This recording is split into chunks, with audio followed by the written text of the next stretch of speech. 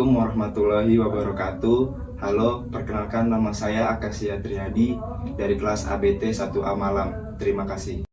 Assalamualaikum warahmatullahi wabarakatuh. Perkenalkan nama saya Akasia Triadi dari kelompok kewarganegaraan Piayu 1. Ingin menjelaskan urgensi demokrasi dalam penegakan hukum di Indonesia.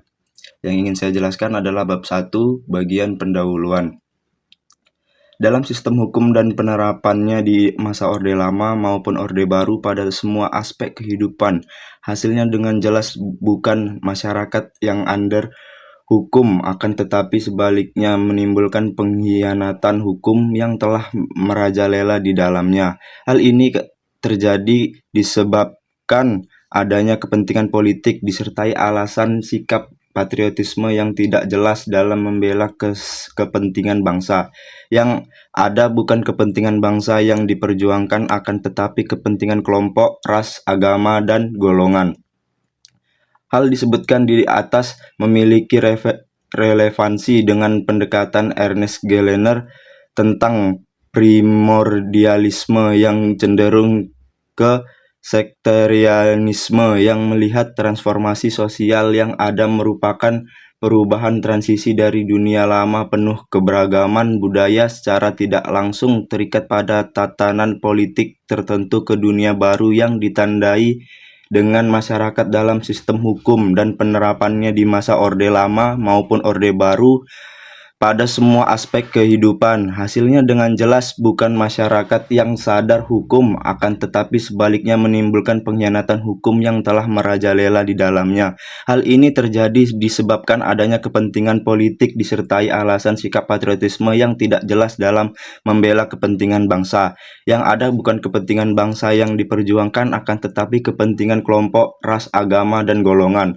Hal ini disebutkan di atas memiliki relevansi dengan pendekatan Ernest Gellner tentang primordialisme yang cenderung ke sektarianisme, yang melihat transformasi sosial yang ada merupakan perubahan transisi di dunia lama penuh keragaman budaya secara tidak langsung terikat tatanan politik tertentu ke dunia baru yang ditandai dengan masyarakat. Dengan demikian, sederetan keputusan pengadilan di masa Orde Soeharto yang menonjol pada tahun 1990. Assalamualaikum warahmatullahi wabarakatuh. Hai, perkenalkan, saya Inaya Hashimiyah dari kelas 1A ABT Malam. Terima kasih. Dalam video kali ini saya akan menjelaskan tentang bab 2, yaitu pembahasan mengenai moral hukum penguasa. Dalam rangka memberdayakan perangkat dan institusi hukum secara transparan, serta legitimasi hukum itu secara menyeluruh ke semua kehidupan birokrasi pemerintahan, maka dimunculkanlah Peraturan Pemerintahan Daerah melalui Undang-Undang Nomor 32 Tahun 2004 tentang Pemerintah Daerah sebagai jawaban dalam memberikan legitimasi penuh kepada daerah guna pengelolaan pemerintahan secara baik dan menunjang kepentingan pembangunan secara nasional dan menyeluruh, termasuk memberikan legitimasi khusus kepada daerah untuk memberdayakan potensi wilayahnya bagi kelangsungan pembangunan di daerah secara berkesinambungan, sebagaimana yang diatur berdasarkan kepada bab 1 pasal 1 ayat 2, bahwa pemerintah daerah adalah penyelenggara urusan pemerintahan di daerah, dan bersama DPRD berdasarkan atas asas otonomi dan tugas pembantuan dengan prinsip otonomi seluas-luasnya dalam sistem dan prinsip Negara Kesatuan Republik Indonesia sebagaimana dimaksud dalam Undang-Undang Dasar Negara Republik Indonesia tahun 1945.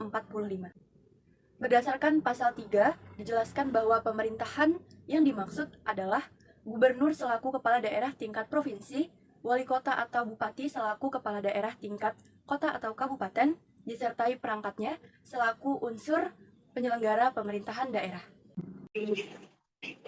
Perkenalkan, nama saya Santagnisa Sibuan dari kelas ABT 1A Malang. Di sini saya akan melanjutkan hasil dari presentasi materi dari rekan saya yang sebelumnya.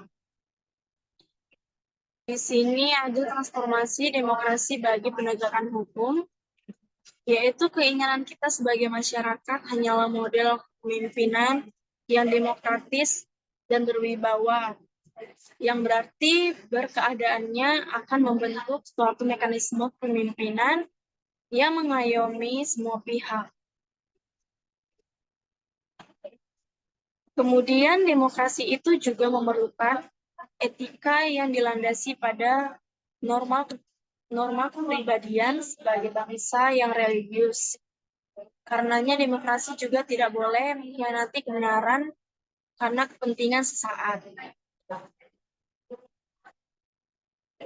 Yaitu dalam teori etis ditemukan oleh Van Kant, disebut bahwa hukum itu dibuat untuk menjaga kepentingan tiap-tiap individu manusia, agar kepentingan-kepentingan itu tidak dapat diganggu dan mencegah agar setiap orang tidak menjadi hakim atas dirinya sendiri. Kemudian ada 3 poin oleh Van Ledril, berpendapat ada 3 pola yang menjadi landasan kepemimpinan tersebut, yakni yang pertama ada moral dipahami sebagai yang menghubungkan hukum dengan ideal kehidupan sosial politik. Halo, perkenalkan nama saya Pita Marsanda Samosir dari kelas 1A ABT Malam. Di sini saya akan menyambung penjelasan dari rekan saya sebelumnya. Bila dikaitkan dengan landasan negara kita yang ada, ketiga pola yang dikemukakan oleh Jan tersebut seharusnya diberlakukan manajemen kepemimpinan yang disinerjakan sesuai dengan nilai-nilai moral Pancasila serta dinamis, bukan format manajemen kepemimpinan lembaga yang rapuh dan bersifat statis.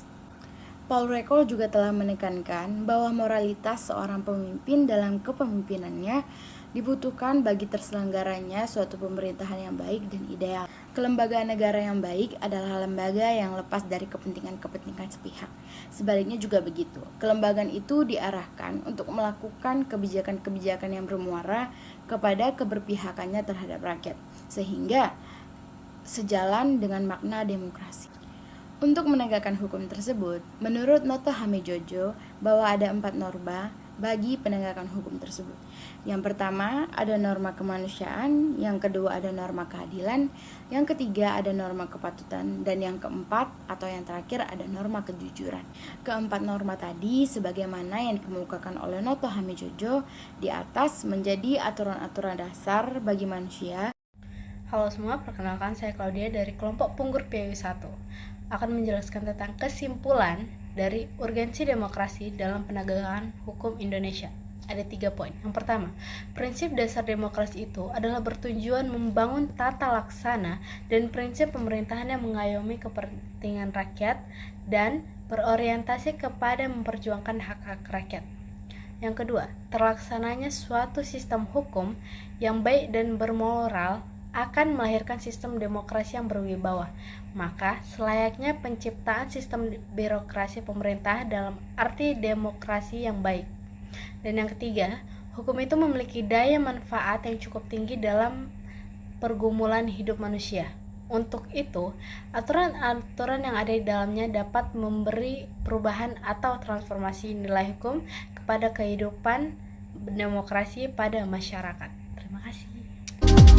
You don't even